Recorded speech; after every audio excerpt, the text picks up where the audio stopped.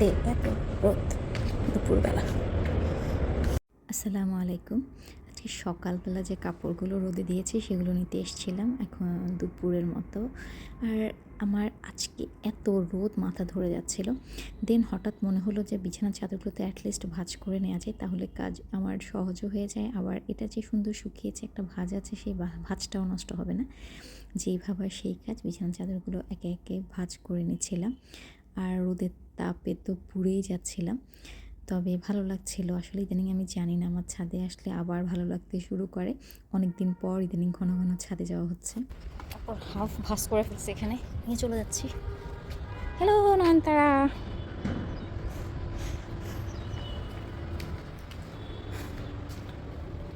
উঠতেই খেয়াল করেছিলাম 9 ফ্লোরে দরজার পাশে জীবন্ত মানে ফুলসহ একটা টবটা খুব সুন্দর দেখতে।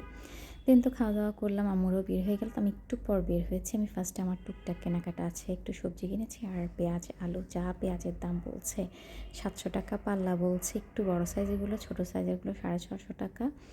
মানে এটা 650, আর ওই যে লেফট সাইডের একটু বড়গুলো 700। মানে যা অবস্থা আমি জানি না, মানে বাজার কেমন যেন হয়ে যাচ্ছে। তো এরপর আমি তো হসপিটালে পৌঁছে গেলাম। আচ্ছা, হসপিটালে সেদিন আমি সন্ধ্যাবেলা গিয়েছিলাম। উপর থেকে রাস্তাটা কী ভালো লাগছে, সেটা টুক করে একটু ভিডিও করে নিলাম।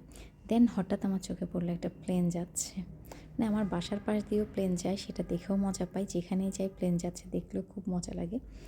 তারপর তো রুমে এলাম। রুমের ওই দিনের যে একটু বারান্দাটা দেখিয়েছি সেটা আজকে ওপেন রেখেছে, সোফাটা অন্য সাইডে সরিয়েছে।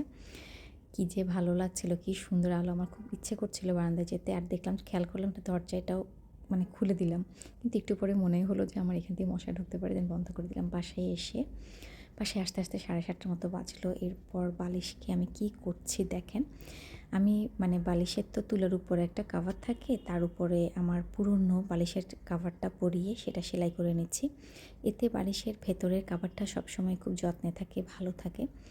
এটা আসলে আমার আম্মু একবার বলেছিল, আম্মু কাকে যেন দেখেছে, মেবি আমার ভাবির আম্মা আন্টি হতে পারে। তো এই বুদ্ধিটা আমার কাছে অনেক ভালো লেগেছে, এবং ওইটা নষ্ট হয় না। উপরেরটা ইচ্ছা হলে যে কোনো সময় চেঞ্জ করে দেওয়া যায়। আর আমার আইডিয়াটা কেমন লাগলো আন্টি থেকে শেখা, জানাবেন সবাই। এরপর তো আমার খুব খিদে লেগেছে। আমি পিঠা বানিয়েছিলাম সকালবেলা, সুজির এই পিঠাটা আমাদের বাসার মোটামুটি সবার পছন্দ। আমার মানহার দুজনের অনেক পছন্দ। তো আমি কিছু পিঠা এনে খাচ্ছিলাম।